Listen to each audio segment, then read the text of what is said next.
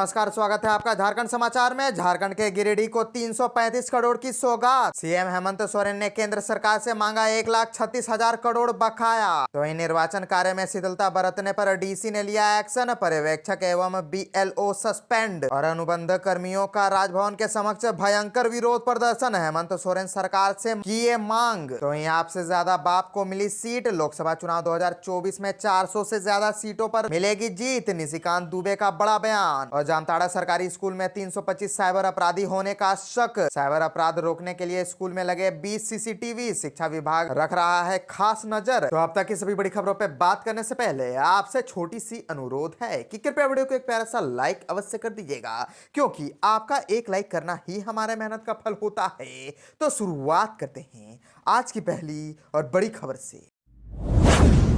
इस वक्त की बड़ी खबर झारखंड से आ रही है, जहां गिरिडीह को 335 करोड़ की सौगात। सीएम हेमंत सोरेन ने केंद्र सरकार से मांगा 1,36,000 करोड़ बकाया। सीएम हेमंत सोरेन ने कहा कि यह पैसा मिलता तो राज्य के युवाओं को प्रदेश जाकर काम करने की जरूरत नहीं होती। दरअसल झारखंड के सीएम हेमंत सोरेन ने कहा कि केंद्र सरकार अगर राज्य सरकार की बकाया राशि 1,36,000 करोड़ का भुगतान करे तो राज्यवासियों के कल्याण के लिए कई महत्वपूर्ण कार्य हो सकेंगे। लाखों की संख्या में जरूरतमंदों को आवास, युवाओं की शिक्षा के लिए बड़ी संख्याओं में कॉलेज, लाखों छात्रों को छात्रवृत्ति समेत अन्य जन कल्याण के कार्य राज्य सरकार की प्रतिबद्धता है। गिरिडीह के झंडा मैदान में आपकी योजना आपकी सरकार आपके द्वार कार्यक्रम में उन्होंने ये बातें कही। उन्होंने कहा कि केंद्र सरकार द्वारा बिजली का 1,200 करोड़ रुपए बकाया झारखंड से ले लिया गया और बिजली उपलब्ध कराने में भी कटौती की जा रही है, लेकिन राज्य सरकार जल्द खुद का बिजली संयंत्र लगाने की कार्य योजना पर आगे बढ़ रही है। सीएम हेमंत सोरेन ने कहा कि अगर केंद्र सरकार यह पैसा दे दे तो राज्य के लगभग 20 लाख युवाओं को 10 लाख रुपए तक के स्वरोजगार की योजना देते।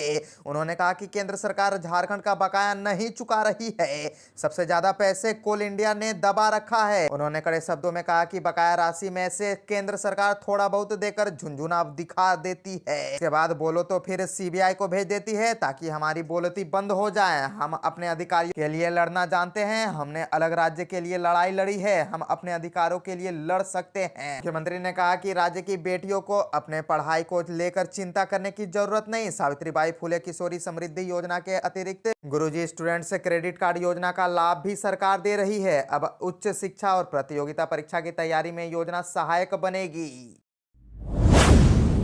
अनुबंध कर्मियों का राजभवन के समक्ष विरोध प्रदर्शन। हेमंत सोरेन सरकार से की ये मांग। झारखंड की राजधानी रांची के राजभवन के समक्ष अनुबंध कर्मियों की भीड़ उमड़ पड़ी। इन्होंने सीएम हेमंत सोरेन से सेवा नियमितीकरण समेत 11 सूत्री मांगों को लेकर भयंकर विरोध प्रदर्शन किया। प्रदर्शन करने वाले में आंगनबाड़ी सेविका, सहायिका, जल सहिया, स्वास्थ्य सहिया समेत अन्य अनुबंध कर्मी शामिल थे। इन्होंने सरकार से आग्रह किया कि उन्हें वादे के अनुसार सुविधा दी जाए। अनुबंध कर्मियों में बड़ी संख्या में महिलाएं शामिल थी। और आपको बताते चले कि झारखंड के सभी 24 जिलों से आए 35,000 जल सहिया, 44,000 स्वास्थ्य सहिया, 80,000 आंगनबाड़ी सेविका सहायिका, 4,000 पशुपालन, 5,000 पशुपालन कर्मी, 20,000 बहुकर्मी एवं 15,000 अनुबंध पर कार्यरत एनएमएमपीडब्ल्यू कर्मियों ने राजभवन के समक्ष धरना प्रदर्शन किया। प्रदर्शनकारियों की संख्या काफी अधिक थी। मुख्यमंत्री हेमंत सोरेन ने अपनी मांगों को लेकर इन्होंने विरोध प्रदर्शन किया। सहियाओं की मांग है कि मुख्यमंत्री हेमंत सोरेन ने सरकार बनने से पहले वादा किया था कि 1,000 मानदेय बढ़ाकर 18,000 कर दिया जाएगा, लेकिन मानदेय बढ़ने की जगह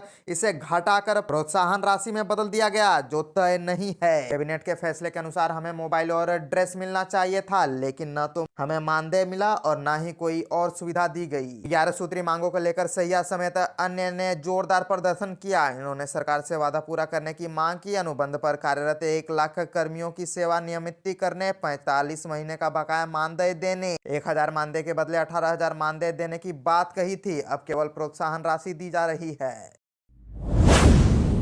निशिकांत दुबे का बड़ा बयान। आपसे ज्यादा बाप को मिली सीट। लोकसभा चुनाव 2024 में 400 से ज्यादा सीटों पर मिलेगी जीत। दरअसल 3 राज्यों में भाजपा की बंपर जीत पर से बीजेपी खेमा में खुशी है। पार्टी अब लोकसभा चुनाव 2024 की तैयारियों में जुट गई है। बीजेपी की जीत के बाद देश भर में पार्टी के कार्यकर्ताओं में खुशी देखी जा रही है। झारखंड में भी जश्न का माहौल देखा जा रहा है। इसी बीच गोड्डा सांसद निशिकांत दुबे ने एक ट्वीट किया। सांसद डॉक्टर निशिकांत दुबे ने अपने एक्स हैंडल पर लिखा, आपसे बाप को मिली सीट, इसके अलावा निशिकांत दुबे ने यह भी कहा कि लोकसभा चुनाव 2024 में बीजेपी 400 से अधिक सीटों पर जीत हासिल करेगी।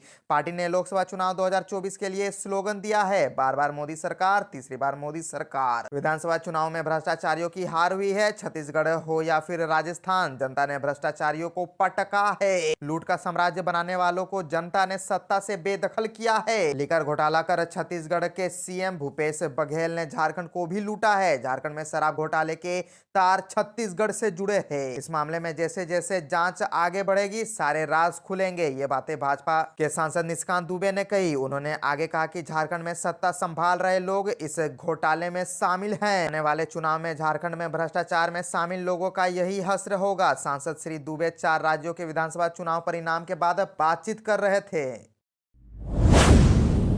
निर्वाचन कार्य में शिथिलता बरतने पर डीसी ने किया एक्शन, पर्यवेक्षक एवं बीएलओ सस्पेंड। दरअसल झारखंड के गढ़वा जिला निर्वाचन पदाधिकारी सह उपायुक्त शेखर जमुआर ने निर्वाचन कार्य में शिथिलता बरतने पर कार्रवाई की है। उन्होंने पर्यवेक्षक भावेश रविदास, कनीय अभियंता एवं बीएलओ उमेश ठाकुर को सस्पेंड कर दिया। जिला निर्वाचन पदाधिकारी गढ़वा द्वारा बताया गया कि निर्वाचन का कार्य अत्यंत महत्वपूर्ण कार्य है, जिसे सर्वोच्च प्राथमिकता देकर करना होता है। इस कार्य में बरती गई किसी प्रकार की शिथिलता अथवा लापरवाही को लोकहित एवं कार्यहित में सर्वथा अनुचित है। गढ़वा विधानसभा निर्वाचन क्षेत्र के मतदान केंद्र संख्या 160 से 169 तक के बीएलओ के पर्यवेक्षक के रूप में प्रतिनियुक्ति भावेश रविदास, कन्या अभियंता गढ़वा क्षेत्र भ्रमण के दौरान वे अपने अधीनस्थ मतदान केंद्रों में से किसी भी मतदान केंद्रों पर उपस्थित नहीं पाए गए। ये अपने बीएलए को उपलब्ध कराने के लिए दी गई चेकलिस्ट अपने पास ही रखे हुए थे। इस कारण मतदान केंद्र संख्या 160 से 169 के बीएलओ चेकलिस्ट भी नहीं भर पाए।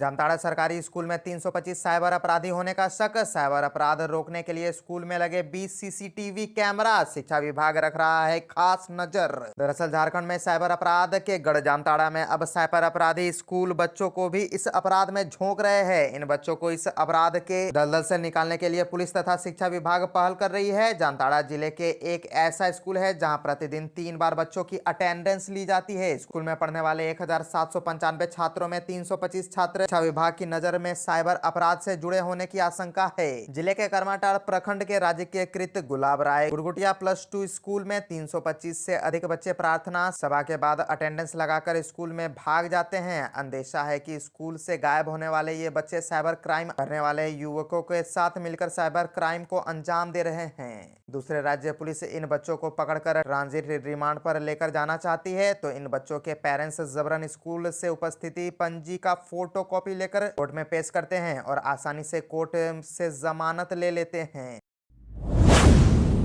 318 करोड़ रुपए की लागत से बनेगा दुबलिया में बनेगा आईएसबीटी। एक साथ 170 बसें प्लेटफॉर्म में खड़ी होंगी। दरअसल प्रस्तावित इंटरस्टेट बस टर्मिनल के निर्माण के लिए जुडको द्वारा निकाले गए टेंडर में एक भी एजेंसी नहीं आई। इस कारण इसे रद्द कर दिया गया। जुडको ने अब नए सिरे से टेंडर जारी किया है। 318 करोड़ रुपए की लागत से बस टर्मिनल बनना है। कांके के दुबलिया में 38.5 एकड़ जमीन पर पब्लिक प्राइवेट पार्टनरशिप मोड पर टर्मिनल बनाया जाएगा। 29 एकड़ जमीन पर बस टर्मिनल व करीब 9.5 एकड़ पर कमर्शियल कॉम्प्लेक्स बनेगा। इसी की कमाई से टर्मिनल का ऑपरेशन व मैनेजमेंट होगा। टेंडर भरने की अंतिम तिथि 26 दिसंबर है। 27 दिसंबर को टेक्निकल बिड खुलेगा। उसके बाद सफल बिडर का फाइनेंशियल बिड खोला जाएगा। आईडेक ने वर्ल्ड क्लास सुविधाओं लेस बस टर्मिनल का डिजाइन तैयार किया है। यहाँ एक साथ 170 बसें खड़े होंगी। यात्रियों के चलने उतरने के लिए प्लेटफॉर्म बनाए जाएंगे।